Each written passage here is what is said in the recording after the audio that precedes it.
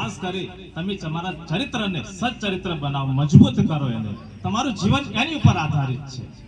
જેટલું તમારું જીવન ચરિત્ર મજબૂત હશે, શુદ્ધ હશે, પવિત્ર હશે, એટલું જ તમારું જીવન વિકસિત બનશે, સમૃદ્ધ બનશે, આનંદમય બનશે અને તમે તમારા જીવનની અંદર તમે એ સફળતાને તમે પ્રાપ્ત કરી શકશો. માટે ચરિત્રને કદી પણ બગડવા ન દેતા.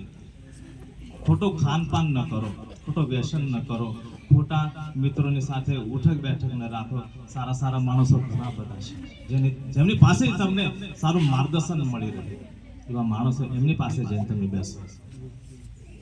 બીજી વાત કે એક વિદ્યાર્થી નાનું બાળક, નાના નાના બાળકો છે, એ ભણવા માટે જાય સ્કૂલની અંદર, પહેલું ધોરણ, બીજું ધોરણ. હવે અભાવ એવો કે માં બિચારી ખેતરોમાં જઈને કામ કરે, મજૂરી કરે. હવે એનાથી એને પૂરું પડે નહીં. બાળકના વસ્ત્રો છે, ચોપડાઓ છે, ફી છે, એવું બધું કરી શકે નહીં. એટલે વિદ્યાર્થી એટલે છોકરું શું કરે કે સ્કૂલમાં જાય તો કોઈકની પેન ચોરી જાય, બીજા દિવસે કોઈની સ્લેટ ચોરી જાય, ત્રીજા દિવસે કોઈકની ચોપડી ચોરી જાય. એટલે માં એને ખબર હોય બધી, પણ માં એને કંઈ કહે નહીં. એ સારું છે, બોલે કે મારી પાસે એક તો પૈસા છે નથી, મજબૂરી એવી છે, સ્થિતિ પરિસ્થિતિ એવું નિર્માણ થયું છે અને બાપુ છે નથી, તો મારે કરવું તો કરવું શું, કઈ વાંધો નહીં બોલે. એટલે એને કઈ વારે નહીં એ છોકરાને. એટલે એને ધીરે ધીરે ધીરે છે ને ચોરી કરવાની હેબિટ પડી, અભ્યાસ છે ને. જો એટલે કરત કરત અભ્યાસ છે જળમતી હોત સુજાન, રસી કે આવન જાવણ છે શિલ પર પરત નિશાન. તો સારી વિદ્યાનો તમે અભ્યાસ કરશો તો તમારી અંદર સદગુણ પ્રગટશે, અને ખોટી વિદ્યાનો તમે અભ્યાસ કરશો તો તમારી અંદર દુર્ગુણ પ્રગટ થઈ જશે અને તમને અલગ માર્ગે લઈ જશે. તો એ માં એને કઈ વારે નહીં, પણ એને કઈ કહે પણ નહીં, કશું કઈ નહીં. એ છોકરાને ચોરીની આદત પડી ગઈ. એ મોટો થયો, જુવાન થયો અને રાષ્ટ્રની ચોરી કરી, મોટી. હવે એવી ચોરી કરી કે જેની અંદર જજે અને ફાંસીનો હુકમ સંભળાવ્યો, એને ફાંસી થશે. રાષ્ટ્રની ચોરી કરી છે, ગુનો કર્યો છે, તો એને જે દિવસે એને ફાંસીની સજા, તે દિવસે એને કહેવામાં આવે છે કે તારી છેલ્લી અંતિમ ઈચ્છા બોલ. ત્યારે એ યુવાન કહે છે તો બોલે મારી અંતિમ ઈચ્છા મારી માને મળવાનું છે. આ વાલીઓ ધ્યાનથી તમે સાંભળો. આજે વાલી બહુ ઓછા દેખાય છે મને. ખરેખર આપણા ગામની અંદર વાલીઓ બધા હોવા જ જોઈએ, અને શિક્ષણની બાબતમાં, બાળકોની શિક્ષણની બાબતમાં વાલીઓ બહુ બેજાન રહે છે એવું મને લાગે. અમારા ગામની અંદર પણ એવું હોય છે, એટલે મેં કહું છું વાલીઓને ખરેખર આ બાબતની અંદર બહુ સતર્ક રહેવા જેવી જરૂર છે. નાના નાના બાળકો રોડે તો આ વાલીઓ જ એમને મોબાઈલ આપી દે છે. એ ખરેખર બહુ મોટું દૂષણ છે. તમારું બાળક આગળ કદી નહીં ભણી શકે, આના કારણે કદી નહીં ભણી શકે. માટે એ લતથી બાળકને તમે દૂર રાખો જેમ બને.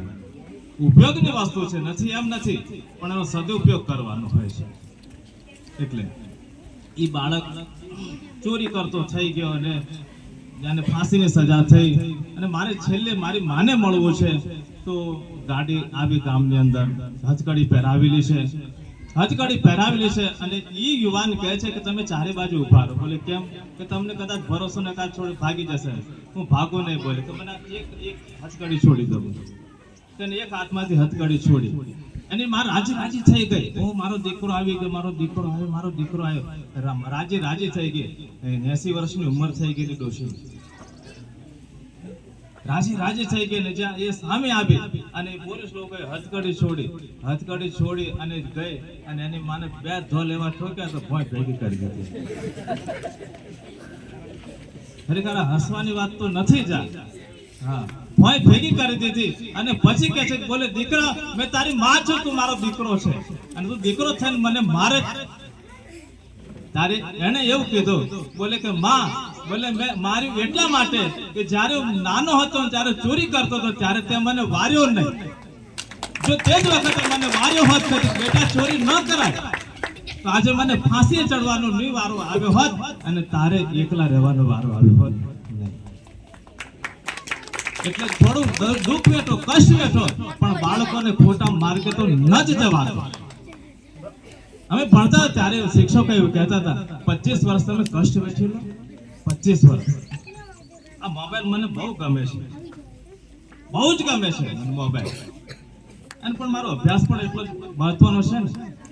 મને મોબાઈલે બહુ ગમે છે ને અભ્યાસ પણ એટલો જ મહત્વનો છે એટલે મેં એને થોડું દૂર કરી દઉં તો મને કષ્ટ છે ને મારા માટે મારું મન ધીરે ધીરે એમાં જ રહેશે એમાં જ જશે એટલે કષ્ટ છે ને એ કષ્ટ વેઠી લેજો તમે એવું કહેતા 25 વર્ષ તમે કષ્ટ વેઠી લો તો 75 વર્ષ તમારા સુખના છે અને જો 25 વર્ષ